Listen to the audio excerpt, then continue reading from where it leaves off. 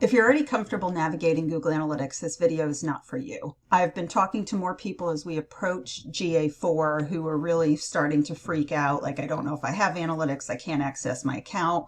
And this really applies more to some of the smaller businesses, nonprofits who maybe have staff turnover or volunteers come and go. So I want to show you just how to check this initially. So just go to Google Analytics login, and then you'll find the page where you can go ahead and you'll be prompted to log in. So what I did here is I just made up an email address. Apologies if this is a real domain. So I thought, okay, well, this is say hypothetically, this is the name of my business, right? So this is the email that you use to log in for work.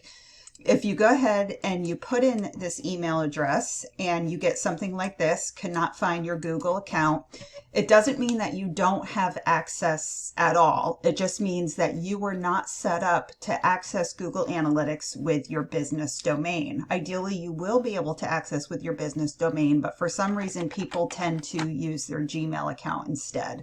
So if that's the case, and again, I'm just making this up, go ahead and if you have a personal email account that you have used for some of your work things, go ahead and try this next. So you would just go ahead, do your Gmail, go ahead and log on, and then from there I'll show you the next step. If you're trying the different email addresses that you have and you still can't get in, see if maybe you have an email for your business that's like an info at, webmaster at, web at, or start asking around your workplace to see who might have access to this. The next thing I want to show you is how to check the type of access you have. So assuming you're in Google Analytics with one of your accounts, you'll come here to account, choose the drop down, and then choose the account for your business or your website. If you have questions about account and what that means versus view, property, etc., you can look at one of the other clips on my channel. But my recommendation is always one account per business, not one account with multiple businesses under it. So here, if we look at this account, and then I come over here, this bottom left brings me to the admin area. When I come into the admin area, I will see that I have access to the account, but I don't have permission to manage users. So that might be okay. It may be all that I need for this specific account. But if you are going to be the new administrator of your analytics account, what I suggest is to come in here and go ahead and click Request Access. What happens when you do that is a message will go out to whoever the administrator is. They can see your request for more access and then they can approve it or deny it.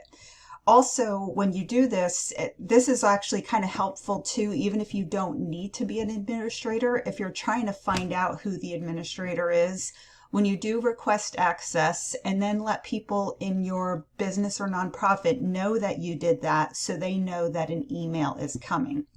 So what they can do at that point, they can give you access and then you can start adding and removing people.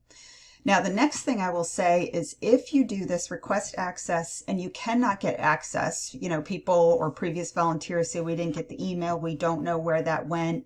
Your best bet might be to set up a new account for your Google Analytics 4.